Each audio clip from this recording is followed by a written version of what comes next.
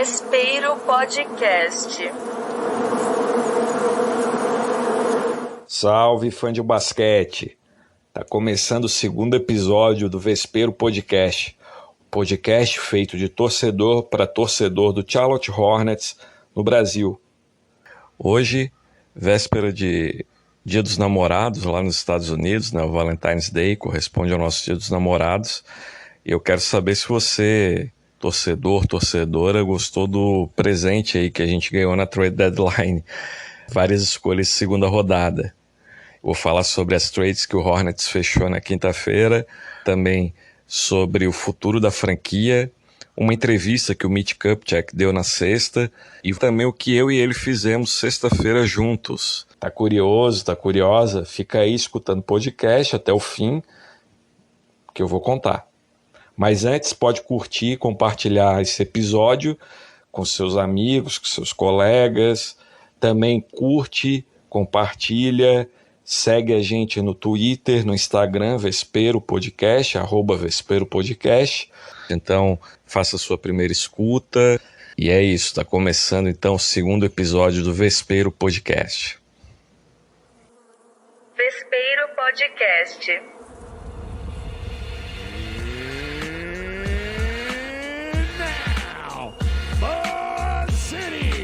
Get on your feet and greet your Charlotte Hornets.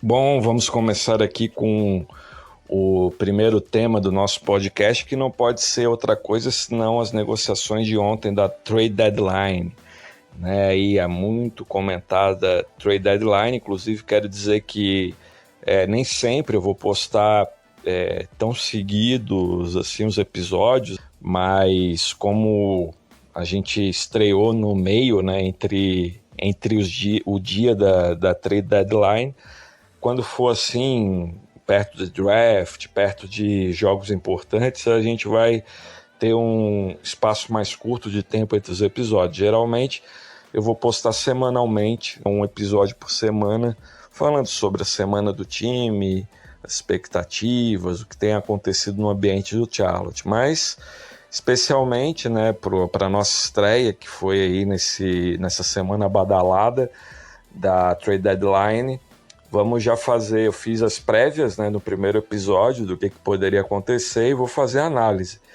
E vou começar minha análise por uma prévia que eu tinha comentado no primeiro episódio, né? Aliás, as duas trades, né, que o Charlotte fez, né, os jogadores, o tipo de negociação que o Charlotte fez, eu já tinha, se você voltar lá e escutar o primeiro episódio, para você que não escutou, volta lá e escuta o primeiro episódio. Para você que escutou, já sabe que, no geral, eu acertei a linha que o Charlotte iria seguir, né, nessa trade deadline. E tinha comentado ali do Mason Plumlee, né, que é a primeira negociação que eu vou abordar, que era, né, assim, já se tinha uma expectativa de que ele realmente fosse negociado. A negociação do Mason Plumlee saiu ontem no final da tarde aqui no Brasil, e foi a seguinte: o Mason Plumlee foi para o Los Angeles Clippers e o Charlotte recebeu o Red Jackson, né, o armador do Clippers, e também uma escolha de segunda rodada no draft, para o draft de 2028, e alguma grana, né, em retorno também veio para o Charlotte nessa negociação.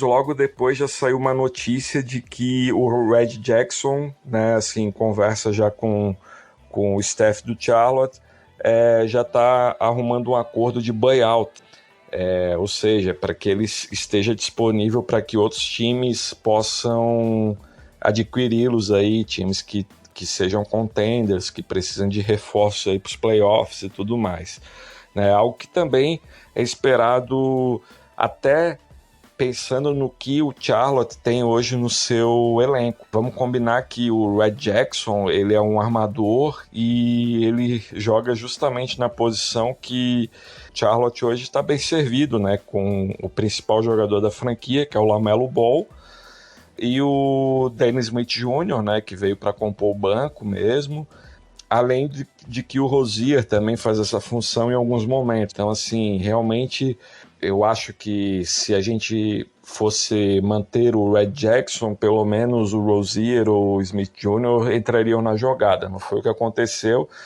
e já que a notícia saiu, ainda não é oficial, tá? Vamos esperar um pouco mais para entender o que vai acontecer nesse período aí onde os times negociam os contratos de buyout de jogadores e tudo mais.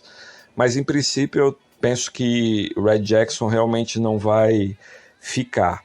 E assim, gente, eu vou comentar, né, uma coisa que eu queria chamar a atenção, a gente vai comentar aqui no Vespero essas negociações de um modo como torcedor de basquete, tá?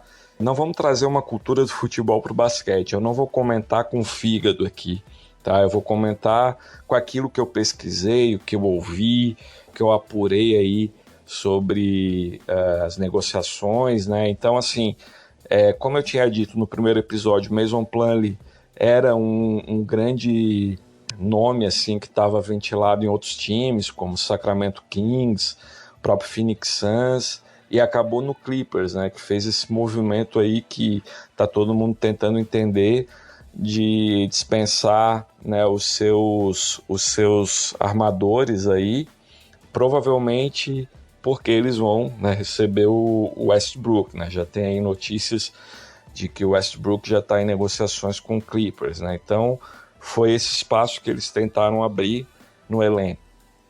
Assim como o Hornets, com o movimento de enviar o Mason Plumlee para o Clippers, abre também uma possibilidade no elenco. Qual possibilidade é essa? Ora, uma coisa que eu também tinha abordado no primeiro episódio, que Mark Williams e Nick Richards, né, dois prospectos aí recentes do Hornets, o Mark Williams, né, um calouro aí, que chegou esse ano via draft, o Nick Richards que já está, acho que há 3 temporadas aí conosco, né, que eles possam agora fazer essa disputa saudável, né, do meio para o final da temporada, jogando, entrando em quadra, mostrando aquele potencial que eles têm. Então, o Mason Plumlee também, ele já estava, pelo que eu sei, demonstrando interesse em ir para uma franquia onde ele pudesse disputar os playoffs, né, um jogador já veterano, 32 anos, assim como o Red Jackson, né, 2 veteranos, então, e que tem aspirações de disputar título, playoffs, enfim, grandes jogos, né, e que não é a posição que o Charlotte hoje está.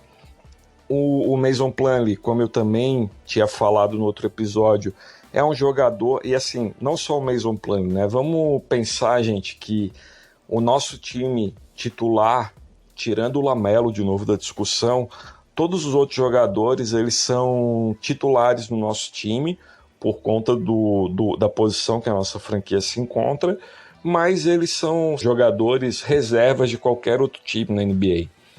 Mesmo o Terry Rozier, o Kelly Oubre Jr., Gordon Hayward, jogadores que sairiam do banco para compor um elenco, Mason Plumlee é a mesma coisa. Então, assim, essa é a realidade que está envolvida aí nessas trades que o Charlotte fez. Então, movimento esperado, movimento, acho que a gente não teria como ganhar algo muito além disso nessa negociação.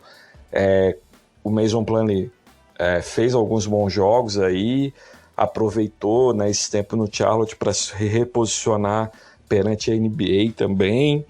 E é uma negociação que está feita, abriu espaço para jovens jogadores, e acho que vai ser agora bem interessante a gente observar o que o Mark Williams principalmente vai mostrar, né? Ele que foi um jogador que chamou atenção aí até no último March Madness, né, e tal. Vale a pena observar.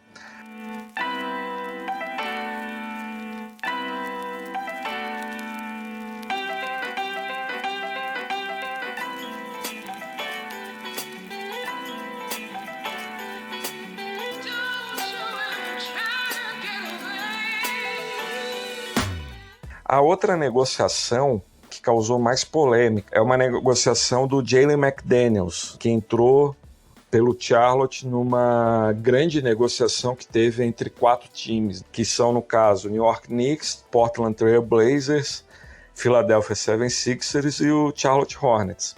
Eu não vou falar tudo que rolou nessa trade, é bem grande a lista de jogadores e escolhas de draft que estão envolvidas, mas, enfim, relacionado ao Hornets, a gente pode pensar que o Jalen McDaniels ele foi para o Philadelphia 76ers, que o Hornets recebeu em troca o Svi Mykhailiuk, né, que era do Portland Trail Blazers nesse momento, e além disso o Charlotte recebeu outras 2 escolhas de segundo round, de segunda rodada de draft, uma desse ano e outra para 2027.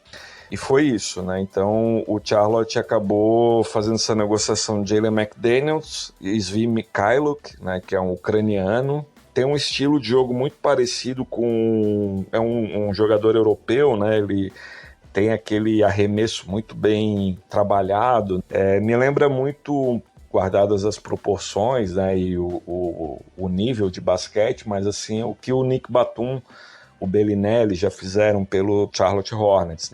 Um ala que consegue se posicionar bem para catch and shoot e tudo mais. Mas assim, acho que ele pode até jogar em alguns momentos nesse final de temporada, mas acho que para o futuro não vejo como um jogador que o Hornets vai manter por muito tempo, não.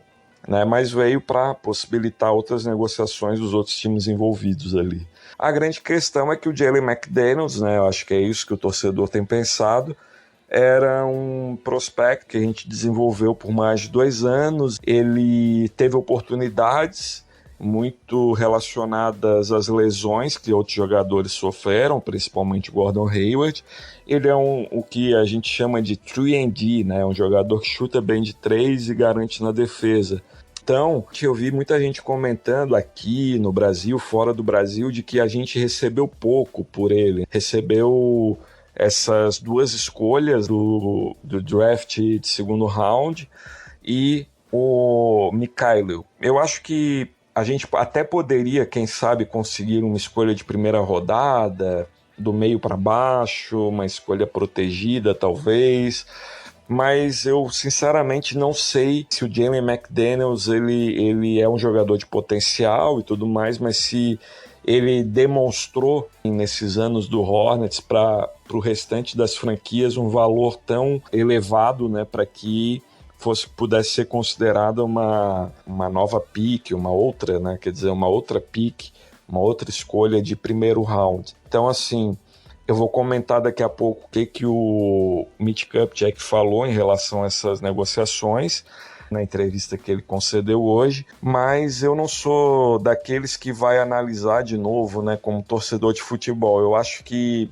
pelo tamanho da nossa franquia, pelo momento que a franquia tá, a gente já há algum tempo, né, assim, a gente não consegue, pelo que eu percebo, barganhar demais com as outras franquias que estão em melhores posições atualmente no mercado, na tabela, no elenco. Então, acaba que a negociação que foi feita, eu acho que foi a que foi possível, e pelo que eu sei, só para adiantar, se a negociação do Mason Plumlee já parecia esperada, a do Jalen McDaniels acho que foi uma coisa feita no final das últimas horas da deadline, meio que para compor a negociação com as outras equipes. É claro que o GM, a franquia, ela não pode se valer do que os outros times precisam e abrir mão simplesmente de um jogador por conta disso. Mas o que une esses 2 nomes aí, né, nessas negociações, Mason Plumlee e Jalen McDaniels? Ambos são jogadores que têm, né, o contrato expirando no final dessa temporada. E aí eu acho que o Hornets ele tentou garantir com aquilo que ele poderia ganhar em troca algo, obter algo por esses jogadores e não simplesmente liberá-los no final da temporada sem que pudesse receber nada em troca. Então eu acho que essa foi a estratégia em relação a esses 2 jogadores. certo? Essas são as trades que rolaram. Tem outras que não rolaram, que eu também achei até que estariam mais certas, como a do Terry Rozier, mas não aconteceram efetivamente. E por que não aconteceram, eu acho? Porque o Terry Rozier ele acabou sofrendo os efeitos de outras negociações grandes aí que a trade deadline teve, inclusive a do Kyrie Irving para o Dallas e, consequentemente, a do Kevin Durant para Phoenix, que, querendo ou não, impactaram lá no Los Angeles Lakers, que acabou levando o D'Angelo Russell de volta para Los Angeles, e toda essa orquestração aí, o Westbrook, né, que também saiu de Los Angeles e está no mercado, o próprio Reggie Jackson, o Patrick Beverley também. Então, quer dizer, o mercado de armadores e alarmadores na NBA, depois dessa trade deadline, ficou muito quente. E aí o Rozier, que parecia uma boa escolha para qualquer time naquela situação anterior, foi hora após hora, dia após dia, perdendo assim o seu poder de estar numa posição boa para ser negociado. Então acho que foi isso que aconteceu em relação ao Rozier. Também, né, o contrato dele, ele é o segundo maior contrato da franquia. Também algo que os times levam em consideração, teriam que dispensar aí, nesse caso sim, né, jogadores importantes, jovens talvez, escolhas de primeira rodada com certeza, mais de uma inclusive, possivelmente teria que estar em jogo pelo Rozier, né? Então essa foi uma trade que não aconteceu, que eu tinha expectativa, mas também que pelo nível que ele desenvolve no Hornets é uma boa permanência, digamos assim, até o fim da temporada. Eu já vou explicar o quando eu comentar de novo a entrevista do Kupchak, eu vou explicar o que eles têm de ideia para o futuro. O Gordon Hayward, né, não aconteceu, mas eu já esperava, como eu falei no primeiro episódio. O Kelly Oubre, a mesma coisa.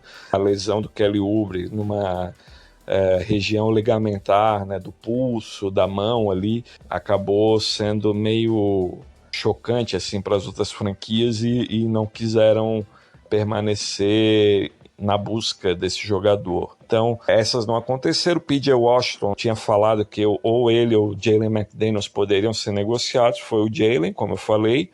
Ele permanece, pode ser um dos grandes aí. Ele que ficou tanto tempo, né? Assim, vai renovar, não vai renovar, vai ter uma chance ou não, já ficou em xeque em relação ao Miles Bridges e ele, agora ele, o McDaniels, né? E ele foi permanecendo. Ele é um cara que entrega em alguns jogos um basquete interessante. Ele é um jogador versátil ali na posição 3, 4, 5, ele consegue fazer 5, eu falei 5 porque no small ball ele joga como nosso pivô, geralmente. Então, um jogador que provavelmente a gente vai ainda acompanhar por algum tempo em Charlotte, P.J. Washington, certo? Então essas são as trades que não rolaram.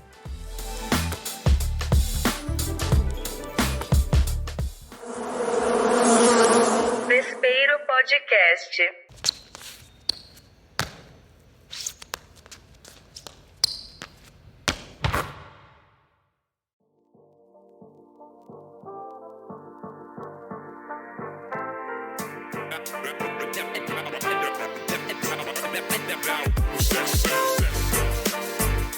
Falando sobre agora o futuro da franquia. Bom, a curto prazo, como eu falei, então a gente vai ver essa batalha aí na posição de pivô do Charlotte, certo? E outras, né? Ali a gente vai ter que acompanhar também como nesse final esses jogadores que estão lesionados, como Kelly Oubre, vão voltar, o Gordon Hayward, como é que vai permanecer, Terry Rozier, né? LaMelo Ball também, que ainda tem áreas do seu basquete que precisa se desenvolver, principalmente na defesa. Aguardemos aí, mas a curto prazo a gente vai também ver espaço para outros jovens, JT Thor, Bryce McGowens, né, que chegou também nessa temporada via draft, Kai Jones, que tem uma alta expectativa, mas é um jogador extremamente jovem. A gente tem aí vários jogadores que podem se desenvolver nesse período no final da temporada, ganhar minutos de jogo e poder mostrar algo aí para frente, né? Assim, como que a gente vai poder manejar a situação de cada um. A médio prazo, com essas negociações, a gente percebe que agora o foco do Charlotte está na off-season. O que vai acontecer aí com os contratos do Gordon Hayward e do Terry Rozier, que são os maiores? Vão ser negociados, a gente vai poder pegar outros jogadores nessas negociações, a gente vai ter que observar isso, mas o draft, que eu acho que aí eu já vou também com o draft entrando no longo prazo, eu acho que a franquia mostra, né, que o foco tá no draft realmente, a gente tem várias escolhas nesse draft, principalmente segunda rodada, mas são escolhas segunda rodada, sim, a gente... e assim, algumas delas vão ser top 5 na segunda rodada, então geralmente tem alguns jogadores disponíveis interessantes, mas é sempre, como o próprio nome diz, né, lottery picks, né, uma loteria. A gente tem aí nomes notáveis, né, que foram escolhas de segunda rodada, vou lembrar alguns, né, para mim, o Manu Ginóbili, maior jogador sul-americano, né, que já passou pela NBA, Marc Gasol, Draymond Green e o Nikola Jokic, aí, bicampeão do troféu de MVP da NBA, né? Então a gente às vezes pode, né, se surpreender com alguma escolha de segunda rodada. Não estou dizendo que isso vai acontecer efetivamente, mas é sempre uma possibilidade que quem está na administração tem que levar em consideração também. E focar nessa primeira escolha aí do draft, né? Vamos ver, a gente vai provavelmente essa temporada, pelo espaço dos jovens jogadores, a gente vai estar fazendo meio que um tank disfarçado, digamos assim, né? Pelo que eu percebo. A gente vai fazer uma aposta aí nos jovens que provavelmente não vai se traduzir em vitórias, o que para muito torcedor eu sei que é um alívio, né, assim, de que a gente possa ter boas escolhas de draft aí no draft de 2023. Então esse eu acho que é o futuro da franquia que foi demonstrado aí a curto, médio e longo prazo nessas negociações. Vespeiro Podcast. Oh, a double clutch dipsy do boom!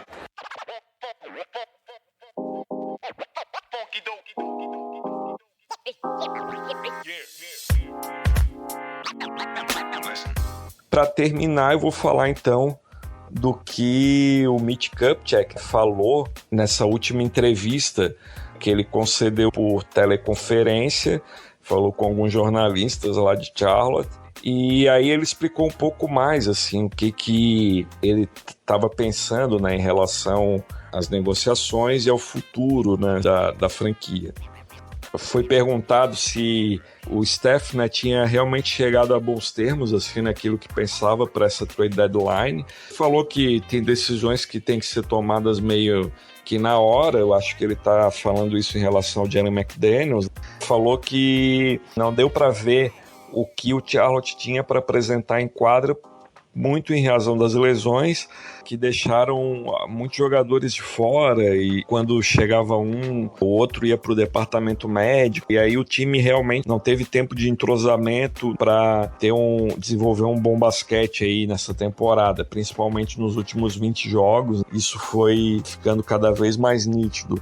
Então, meio que ele disse assim, cara, foi o que deu para fazer, a gente conseguiu negociar aí o Mason Plumlee para abrir espaço para os jogadores em desenvolvimento. Falou desses contratos irrestritos de agente livre do Mason Plumlee e do Jalen McDaniels, que isso deixa também, né, ele enquanto GM numa posição de ter que tomar uma decisão pensando naquilo que poderia ou não acontecer caso, né, esses jogadores viessem a serem abordados por outra franquia. A gente nunca sabe como que um jogador termina uma temporada, lesionado, não lesionado, tendo feito uma grande temporada ou não. Então, para não perder um negócio nesse momento, com esses dois jogadores, ele acabou fazendo essas jogadas aí em relação a outros times. Esses são fatores assim que o Mitch Kupchak abordou nessa entrevista. Tem uma coisa que ele fala também na entrevista que eu concordo um pouco com ele, que é assim, a gente não pode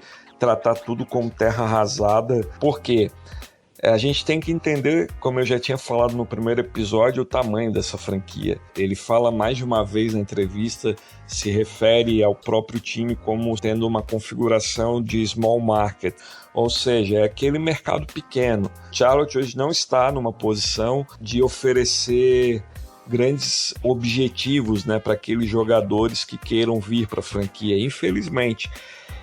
Vai ser sempre assim? Não necessariamente. A gente tem casos aí de franquias que começaram como small market, mas que foram ganhando importância na liga. Mas tudo passa por como essas franquias elas lidam, né, com o seu futuro, digamos assim. Como elas também conseguem se colocar em posição de crescerem e chamarem a atenção de jogadores para virem com contratos maiores e All-Stars e tudo mais, né? Então hoje o Charlotte não é realmente essa franquia, pode vir a ser e tudo depende de draft. Inclusive eu estava revendo aí no draft do ano passado, por exemplo, a gente tinha selecionado o Mark Williams e o Jalen Duren, que foi negociado depois para o Memphis.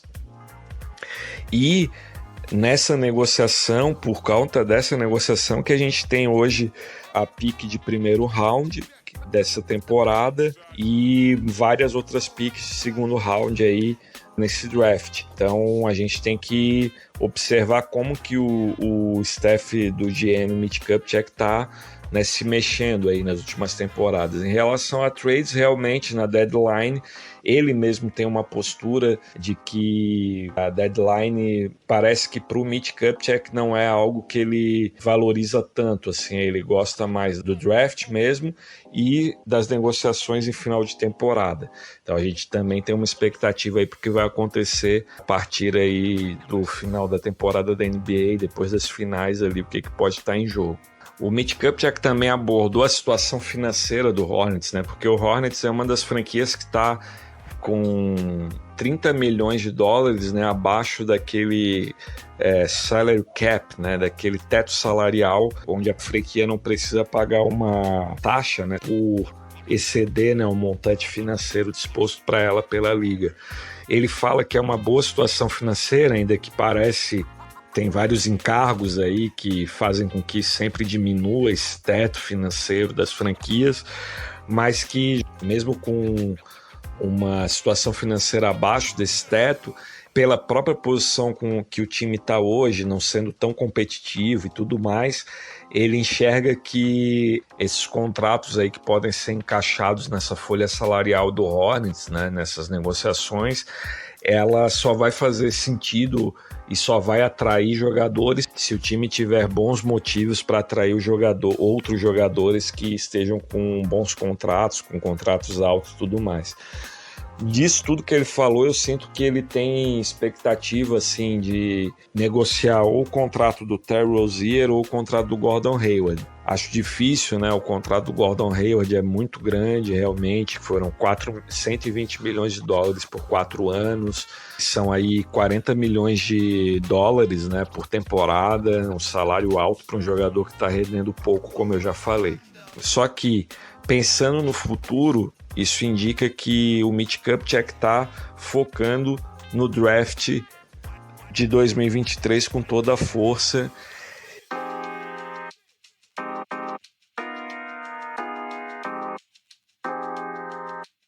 E aí, meus amigos, minhas amigas, chegou o momento de eu dizer o que eu e ele fizemos juntos, mas separados, claro, por um Atlântico de distância. Essa entrevista que o Mitch Kupchak concedeu, ele não estava em Charlotte e ele não estava muito menos nos Estados Unidos. Mas então onde ele estava? Aqui no Brasil? A gente bateu papo, foi lanchar, foi tomar um café junto? Não. Eu estava na minha casa e o Mitch Kupchak estava em Paris. Fazendo o quê? Ele diz claramente, ele não tinha ido ver a bela paisagem da capital parisiense, comer na Champs-Élysées, tomar um café, comer um croissant, não. Ele estava nada mais, nada menos, e temos prova, e eu tenho prova disso lá no Instagram do Vespero Podcast, assistindo a um jogo da Liga Nacional de Basquete francês, vendo o Victor Wembanyama, justamente aquela escolha de draft que eu, você e todo mundo em Charlotte e fora de Charlotte, todos os torcedores, queremos, né? Eu assisti esse jogo, o moleque jogou uma barbaridade e a verdade é que eu tô muito iludido, assim, eu tô com uma expectativa tremenda do que esse jogador vai impactar na NBA. É um cara que, pela forma física dele, pelo modo de jogar, em todas as áreas que ele impacta na quadra, ele traz assim uma energia de jogadores grandes, como Bill Russell, o próprio Kareem Abdul-Jabbar, mas ele ao mesmo tempo tem uma agilidade tremenda. Ele fez um arremesso, uma cesta de 3 quase do meio da quadra, para vocês terem ideia. E assim, a entrega dele, eu vou falar o scout do jogo, né? 29 pontos, 9 rebotes, 3 assistências e 3 tocos, assim, o cara é um gigante. Obviamente que lá no meio da Liga da França dá para perceber que a estatura dele é bem maior, né, assim, do que muitos jogadores que estavam em quadra, e aí ele consegue ter uma vantagem, mas ele deu toco, por exemplo, na linha dos 3 pontos. Consegui captar ali a imagem e começou a circular no Twitter também algumas imagens do Mitch Kupchak assistindo o jogo. É claro, né, gente, que como o Kupchak foi fazer esse trabalho, o scout do Spurs, do Rockets, do Detroit, e provavelmente de outras franquias devem estar por lá também, regularmente assistindo. Mas assim, é muito bom que o nosso GM ele esteja em loco, e aí pode estar indo conversar com o Victor, com os agentes, com a família, para tentar trazer esse jogador para a franquia. Seria assim, botando ele e Lamelo juntos no time, a nossa franquia vai para um outro nível de jogo. Esse Victor Wembanyama vai fazer um impacto assim que podem esperar mesmo. Assim, eu não me empolgo tanto. Por exemplo, o Zion Williamson recentemente não foi era um cara que toda a liga se empolga, e até hoje, né? E eu não me empolgo, né? Eu acho que tem limitações, etc. Mas o que esse moleque Victor Wembanyama joga, assim, é absurdo, ele é um monstro, e eu quero muito que o Charlotte vá por esse caminho, que ele venha jogar em Charlotte. E aí tem algumas coincidências, né? Ele é o camisa 1, o Lamelo é o camisa 1, quem vai ficar com a camisa 2, provavelmente eu acho que vai ser ele, caso ele venha. E outra que o mascote do Metropolitans 92, que é o time dele na França, é uma abelhinha também. Então, assim, tá tudo ali, vespa, abelha.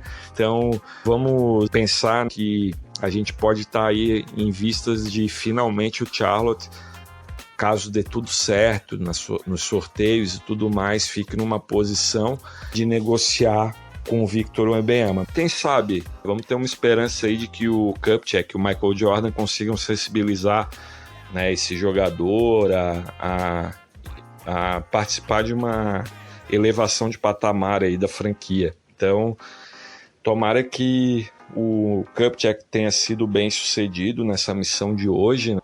Para vocês verem, né? Eu falei que eu vi também esse jogo, e vi realmente. O NBA League Pass está disponibilizando jogos da Liga Francesa para que, né, as pessoas possam ter acesso a esse monstro. Então, assim, cara, é monstruoso, ele vai ter impacto já no primeiro ano na NBA, e tomara que esse impacto ocorra na nossa quadra, né, no Spectrum Center.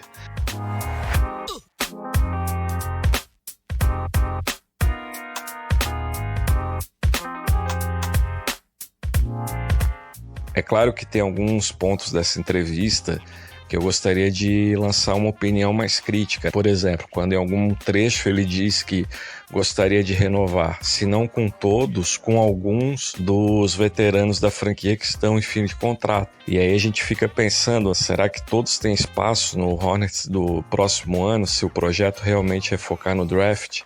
Esse é um ponto que me deixou meio frustrado assim na entrevista. Também a gente tem que pensar nessa fé quase bíblica que o Mitch Kupchak tem de que o Gordon Hayward vai passar uma temporada inteira sem lesões. Isso ele fala mais de uma vez na entrevista, de que ele espera que no próximo ano o Gordon Hayward não sofra lesões e possa ter uma sequência.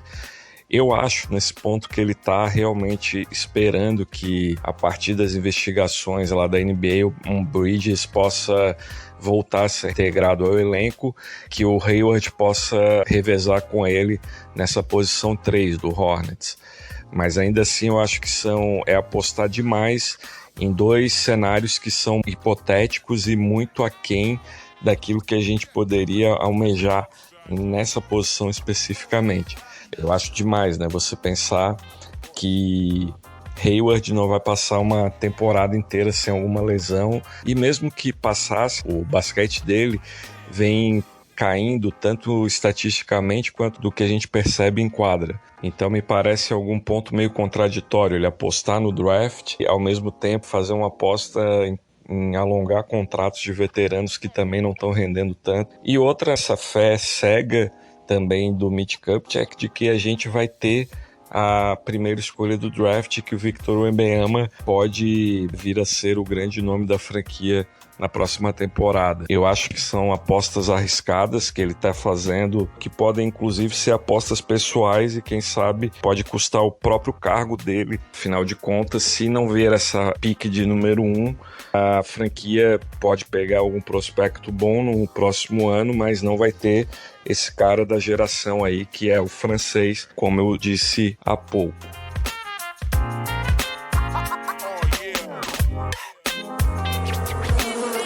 Vespeiro Podcast.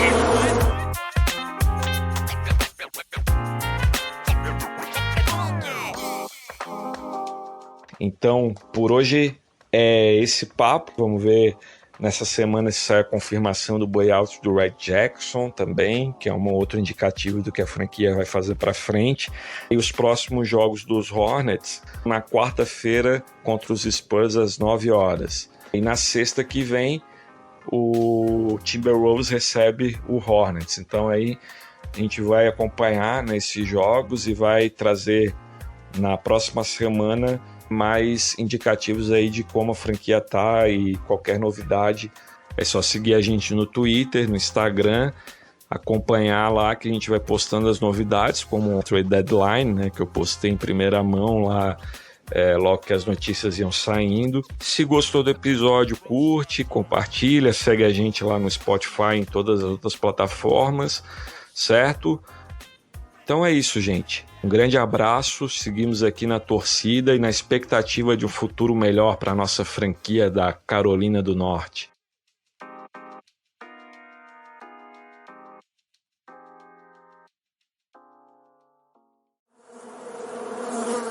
Vespeiro Podcast.